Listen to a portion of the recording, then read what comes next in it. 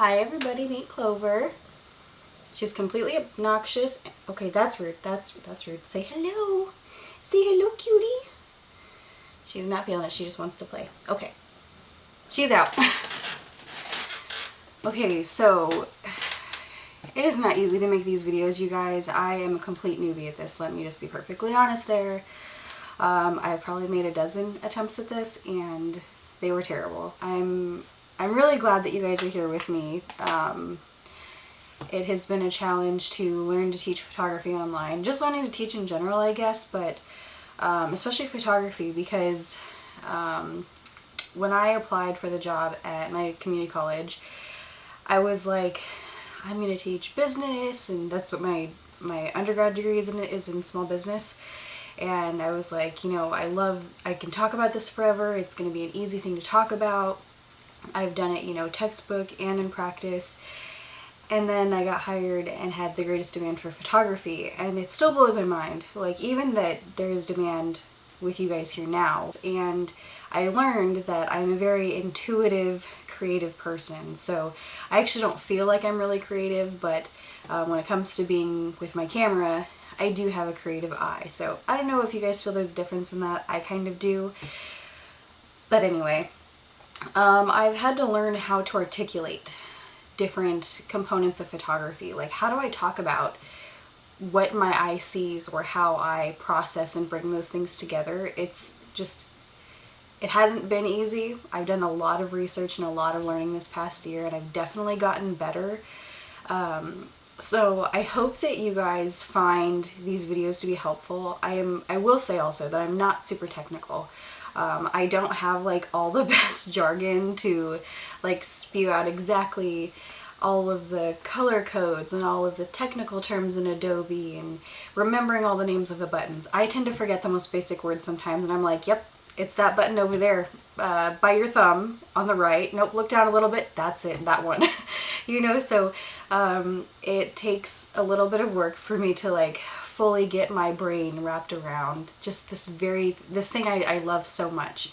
And if I could just get out and shoot all the time and have like everybody just watching me, maybe that would be easier.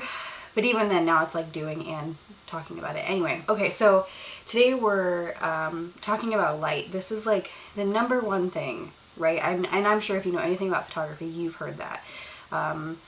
Knowing light it's like, it's everything. You can't take a picture without some form of light coming into your camera. So, and I get asked a lot about how do I, especially low light, how do I shoot in low light?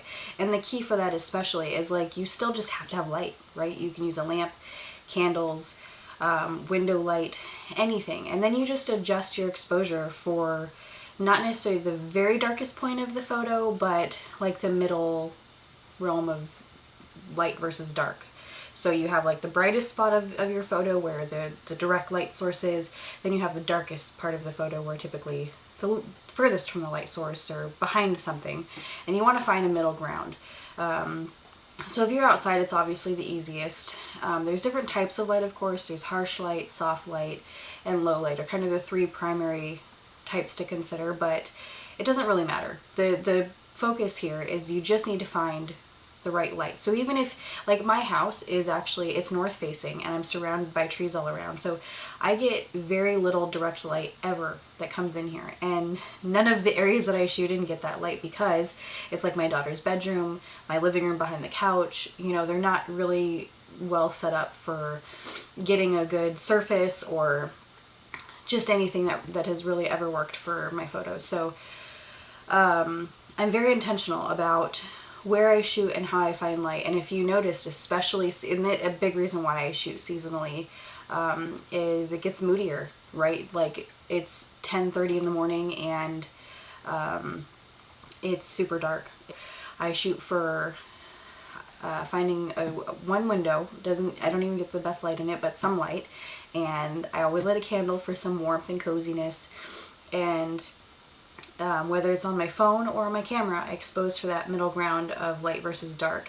And if you do that, the reason I do that, if you're inside, turn off all the overhead lights.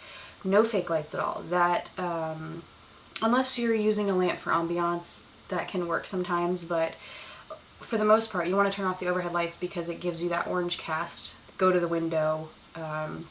You can use like white blankets or tablecloths to reflect on your subject to keep it lighter and brighter and easier to edit because it has a neutral color.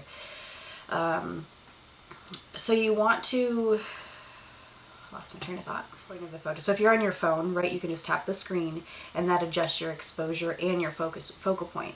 So if you tap the screen for the darkest part of the photo, it's going to brighten it up a whole lot. The problem with that is that you can lose quality and things can get washed out. So if you're exposing for the darkest part, what is that going to do to the lightest part of the photo? It's going to completely wash it out. More times than not, anyway. If you tap the screen for the brightest part of the photo, then it's going to make everything super dark.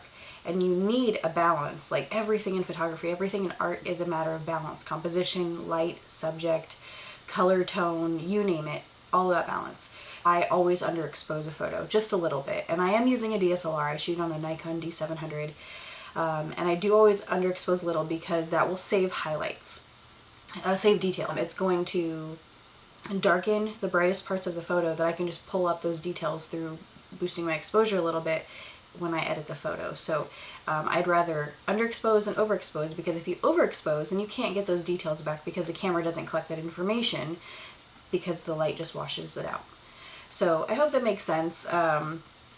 It's really kind of the trickery of the skill right there. Again, where a lot of people, especially for shooting in low light, where people are like, well, how do you do that? And it's like, I'm not afraid to kind of break the rules when it comes to that. Like, if I need to use a high ISO and I have grain in my photo, which is the artificial light in camera, not overhead, that like it's saying, hey, here's some more opportunity to get some light in your photo, but it's going to come at a cost to you. I think there's a time and place for that. For example, if you have a really dark photo and you bring up your exposure all the way and then you see kind of like the color lines and noise, it's just grain, it's color grain. You'll see like kind of little red and green dots. They're very tiny. Sometimes you can notice, sometimes you can't. That shows a loss of photo quality. It's not the same for if you just have grain from increasing your ISO a little bit. So you just kind of have to be mindful, like watch in your house or around your house or wherever you typically go to shoot your pictures, look around and see how the light works in there. Like, where do you get the best opportunity for that? If you're just like, I'm not going to shoot inside, or the light really sucks in here, then go for a walk. Go for a walk in the park. You find what's going to work for you and don't fight against it. So just being mindful of light, something that most people, and I certainly didn't early on, think about. It starts creating that intention and you create good habits for light. So if you like the bright light photos, use neutral colors, use a white blanket or white tablecloth or white whatever that you like so that it can give you that reflection of light. Or if you like the moody photos, then use a dark surface underneath and, you know, kind of change your angle from the light. That's a big thing, is just changing your angle a little bit, get a different perspective. And then you see how the light affects your subject, and you take an extra second. And this doesn't have to take long to do it. It's just a matter of like, okay, here's my scene. I'm going to set my book here, or I'm going to, maybe you're doing food photography, or you're taking a picture of a person, or just whatever. You set them, you know, this is the location I want to shoot in. Now where's the light? Face them toward the light if you're inside. Put the light behind them if you're outside so that you can expose for their face and you get that warm, you know, pretty light in the background style image. And then if that doesn't work, then you turn your subject the other way, or turn with the light a little bit to see how it's affecting your subject in the photo. And then just move your camera also. So it's between the two things. And again, that was something I didn't know until I got my first 50mm prime lens that I typically shoot with, is it forces you to move around. If you want variety in your photos, then you have to get up and you move closer and further and get in between. And I teach this in my college course with calling it the micro to macro. So it's like, consider it a series of 3 where you want the up close detail shot, you want more or less like kind of a middle ground shot where it's like a little cut off, but you can kind of get the idea, and then you want a fully pulled back shot. You want to see the whole thing, the whole story. And by getting into that practice of micro to macro, where you see up close and further away, you get that variety, and then you can start being like, oh, I can move around a little bit. I can see how this is going to work here, or maybe I should position myself to left or right, or up or down. And so it's just mindful practice. The basic elements of photography are going to be the same for everybody. So you just have to decide, like, what is worth my time? Am I here to just like see what this is about, or am I actually willing to put this into practice? And if you're willing to put it into practice, then you're going to get something good out of it. Learning about how light works is going to be the most important thing. So yeah, I hope you guys found this helpful, and I look forward to seeing you on day 2. Bye.